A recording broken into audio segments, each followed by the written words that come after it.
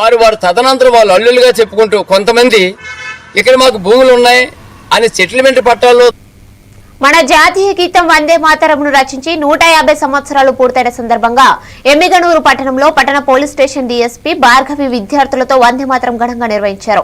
150 సంవత్సరాల స్ఫూర్తికి నా వందనమని తెలిపారు. బంకించంద్ర చటర్జీ రచించిన ఈ పవిత్ర గీతం మన స్వాతంత్ర సమర యోధుల్లో రగిలించిన ఐక్యతా భావనే మనందరికీ ఆదర్శమని తెలిపారు. ఈ స్ఫూర్తితో మన భావితరాల కోసం వారి అభివృద్ధి కోసం తరలి పనిచేద్దామని పిలుపునిచ్చారు.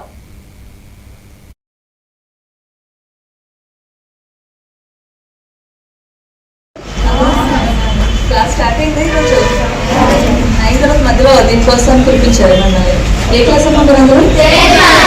10th. మీరమ్మా second year. యూనిఫామ్ అంటే మీరందరూ ఇప్పుడేనా ఒక చోటనా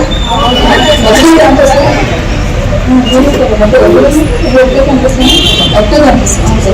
అంటే ఇంటర్మీడియట్ వచ్చేసరికి మీకు యూనిఫామ్ మారిందా? ఈరోజు మీకు వైట్ డ్రెస్ అంటే ఫ్రైడే వైట్ డ్రెస్. ఓకే, మీకు అదేం లేదమ్మా, ఓన్లీ స్కూల్ వరకే. Very good. మీ అంబిషన్ ఏంటి?